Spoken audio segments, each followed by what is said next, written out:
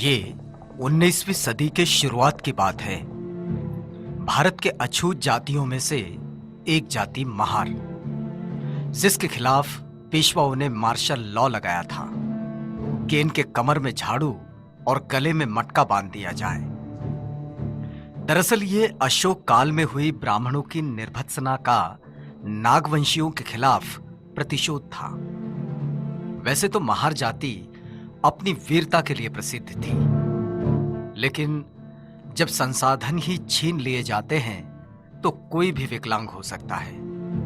बहरहाल महार अपनी खोई प्रतिष्ठा और अस्मिता को संरक्षित करने की मंशा में थे और अंग्रेज भारत में अपनी सत्ता स्थापित करने की जुगत में। ऐसे में अंग्रेजों की नजर महारों पर टिकी, जो कद काठी में मजबूत और निडर वृत्ति के थे। अंग्रेजों ने ब्रिटिश भारत की सेना में महारों के लिए दरवाजे खोल दिए और उन्हें फौजी शिक्षा भी दी। अंग्रेजों को पेशवाओं की सल्तनत खत्म कर वहां ब्रिटिश राज कायम करना था। तैयारी शुरू हुई पेशवाओं पर आक्रमण करने की। महारों के सरदार सेनापति सिद्धनाग के कानों पर यह खबर पड़ी तो वे स्वयं बाजीराव पेशवा से मिलने गए। पेशवा बाजीराव से सिद्धनाग ने कहा, अंग्रेजों की तरफ से लड़ने की हम अछूतों की कोई इच्छा नहीं और यह हमें पसंद भी नहीं। यदि हम तुम्हारी ओर से लड़कर अंग्रेजों को यहां से भगा दें और यदि हम ऐसा कर लें तो तुम्हारे राज्य में, तुम्हारी सेना में हमारा स्थान क्या होगा।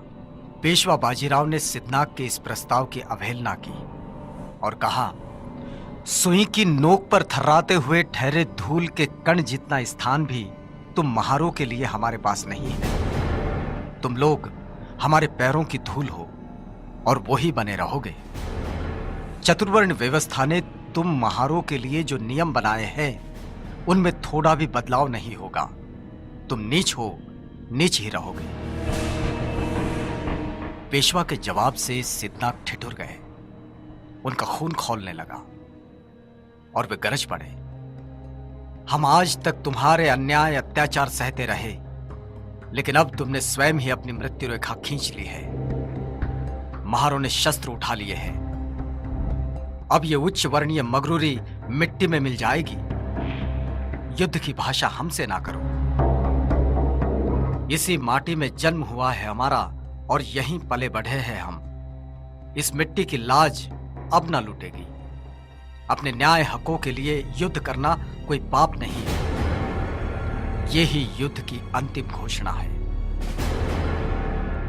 और इस ऐलान के साथ सिद्धनाग वहां से निकल गए। दरअसल पेशवाओं के अत्याचार से महार समुदाय त्रस्त हो गया था और स्वाभिमानी जीवन जीने के लिए युद्ध का रास्ता उसे जचने लगा। अब ब्रिटिश आर्मी का वो हिस्सा थे और पेशवा के आह्वान से चिंगारी और भड़की। जैसे बाबा साहब डॉक्टर अम्बेडकर कहते हैं, जहां सहन शक्ति खत्म हो जाती है वहीं क्रांति का जन्म होता है।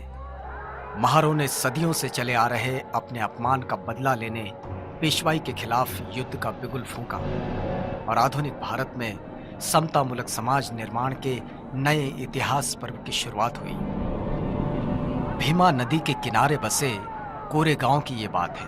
1 जनवरी 1818। मुंबई के नेटिव इन्फेंट्री के 500 जवान, जो सभी महार जाति से थे, 250 घुड़सवार और 2 तोपें, कैप्टन स्टॉटन का नेतृत्व और सामने पेशवा के 25,000 से भी ज्यादा पैदल सैनिक और 3,000 घुड़सवार। इनका सामना होने से पहले कैप्टन स्टॉटन 25 मील पैदल चलकर 1 जनवरी 1818 की सुबह कोरेगांव पहुंचे थे।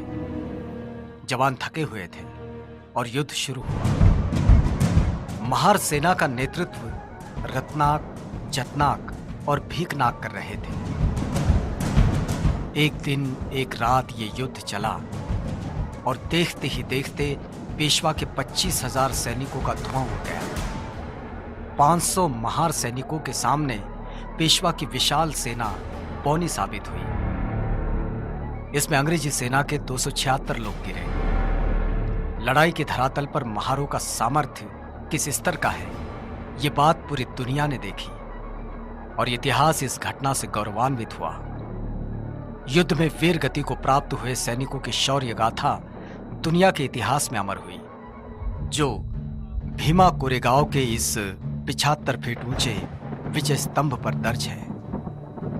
इस क्रांति स्तंभ, विजय स्तंभ को सैल्यूट करने बाबा साहब डॉक्टर अंबेडकर हर साल 1 जनवरी को यहां जरूर आते थे।